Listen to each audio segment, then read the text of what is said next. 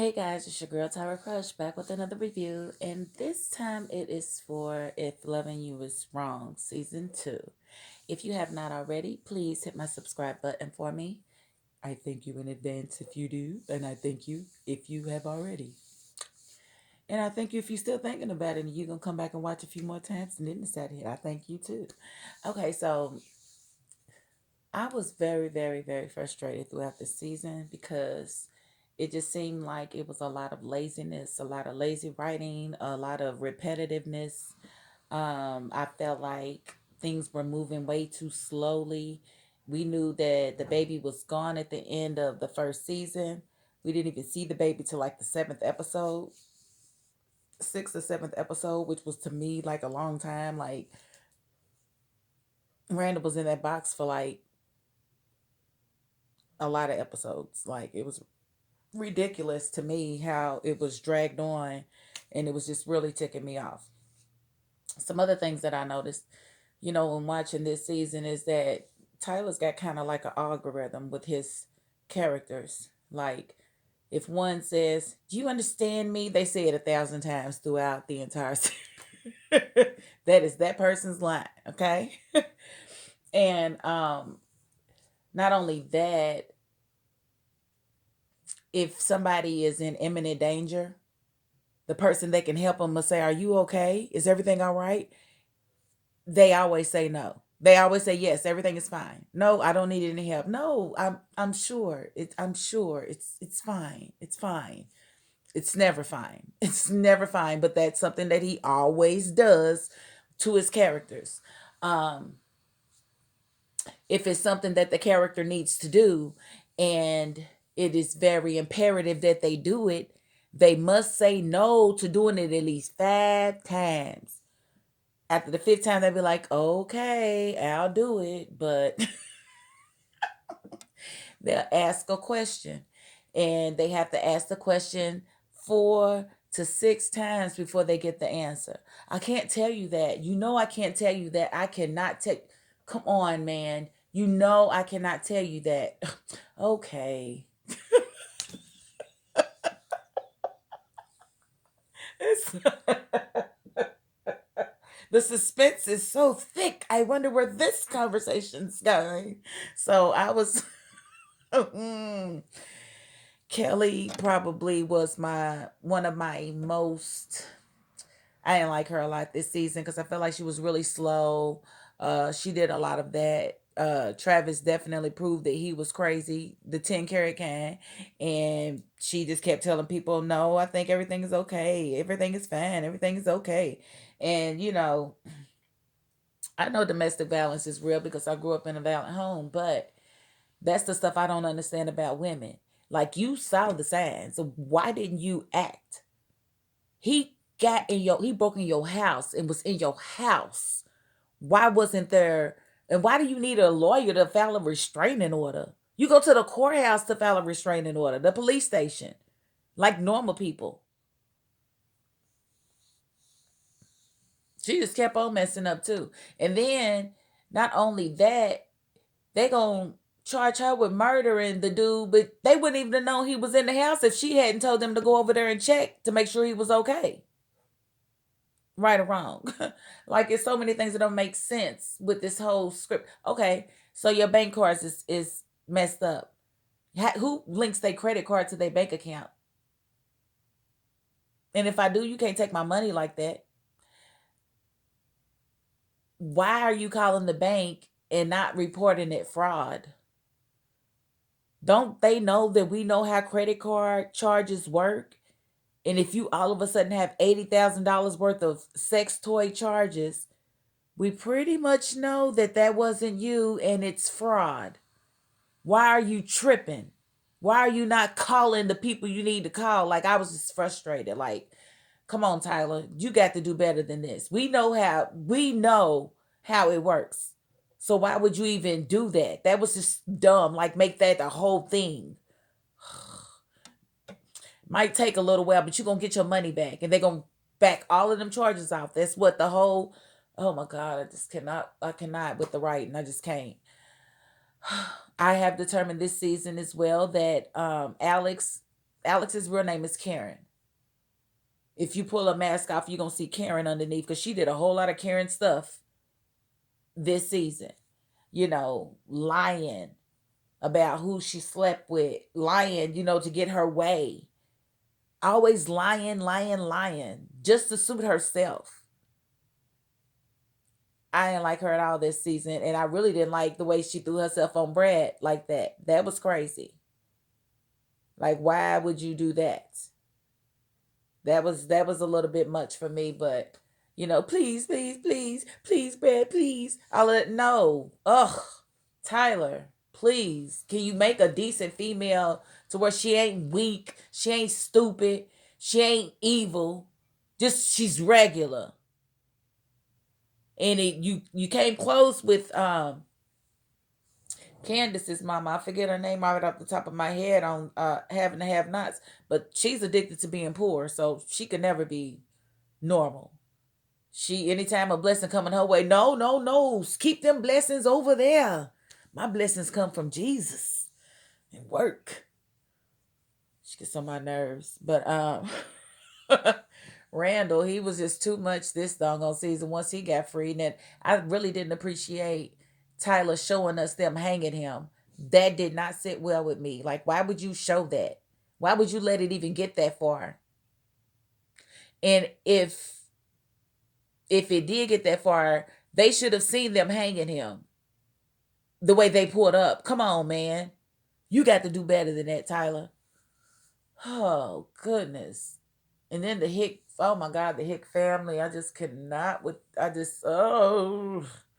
And then the way she acted, you know, it's like what really pissed me off is like it's all good for her, for them to go and hunt this black man that you was humping up and down on, going in his shed, getting his sex every chance you could. But then when it didn't suit you anymore, I'd rather him be dead. I mean, you was literally thinking that you was gonna keep his child, his only child, from him. What were you thinking? And I just really feel like, and it's another thing, this doggone DNA test. Listen, if you take a DNA test and you are not the father, it is not 99.99. It is 0% probability.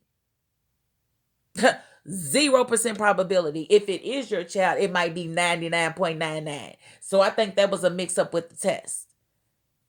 Ain't nobody, I mean, Tyler, you know, be smarter than this. Like, oh my God, plausibility means a lot to me. And there just wasn't a whole lot in this season.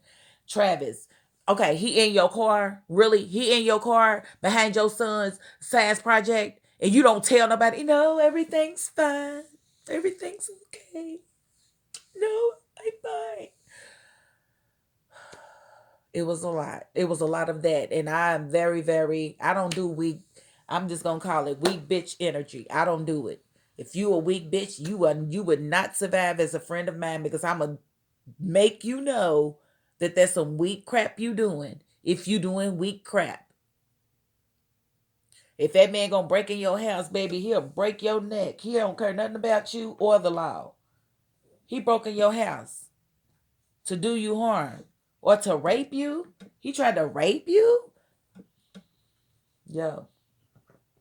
And then what I don't get, you know, this dude running around crazy. He running around crazy. But he goes, you go next door and you leave the door unlocked. Why would you leave the door unlocked when you know he's lurking at all times? And that he would probably walk into your house that you just got an alarm put on. You left it. I mean, oh my God, it was just so much. And then this whole Marcy thing, Marcy being pregnant by Randal, but telling everybody it's Brad's baby. I cannot with her. And I know her little feelings was her. She was sitting on that porch and heard them having sex. It was just, ugh. I don't know. I don't like Alex at all. To me, like I said, she did a whole lot of Karen stuff to get her way. But you know, you didn't keep the same energy you kept when you was going out there. I don't know what to do. I just want to be with you. I don't know what to do. You wasn't even giving Brad none. I ain't forget how you was doing your husband. So, and then the gunshot at the end. I think, honestly, I don't know, but I'm going to go back and look at the last bit of that. But I'm pretty sure that came from Kelly's house. And if it came from Kelly's house, then it's Travis. If it came from old girl's house, Alex's house, I don't know who it could be. Because to my knowledge, Kelly didn't get the gun because her cards wouldn't go through. And I didn't see her ask anybody else to borrow money or whatever. Didn't see that at all. I think it's kind of weird. The Colombian, I forget his name. the cartel dude, the young one. Julius, I want to say. I just find it funny that he had money throughout the episode, but he wasn't left a dime from his father. His father didn't leave him a dime, so where did all this money come from? And you gonna give old boy a car? You don't have money to do that with. So I'm really not understanding how he's able to do all of that, unless it's just the drug trade that he's living off of. And what happened to Claudia? Why did she just disappear? I hope she reappears because I kind of liked her character once I realized that she was FBI. I don't like Jezebel. So if you're going after people that got people, I wouldn't like you. But now that hindsight's 2020, she was doing her job. So, and for her to be cartel, that's deep. I wonder how she feels about that, about being FBI, but your father being a drug kingpin. That's got to be some stuff because he knew his daughter, so she got to know. And I just, sorry guys, looking for my lips aren't popping. Okay, so what else do we need to discuss? Eddie is such a jerk. I just he lit that joint at the end. That was kind of G, but he really showed his racist colors this season. I told y'all last season that he was a racist.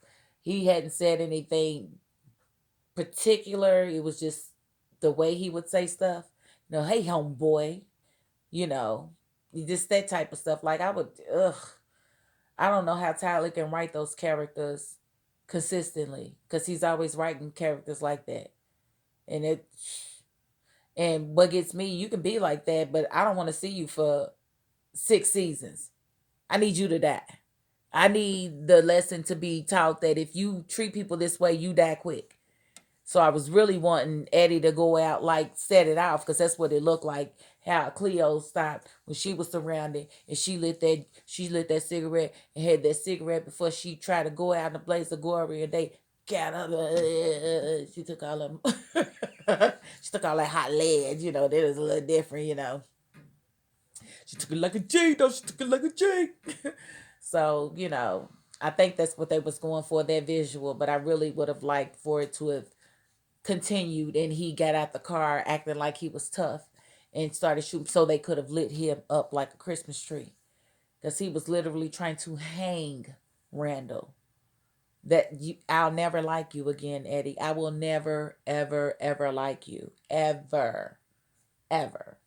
So kind of like Preston, I'm never gonna like him either. So I'm loyal and I'm consistent.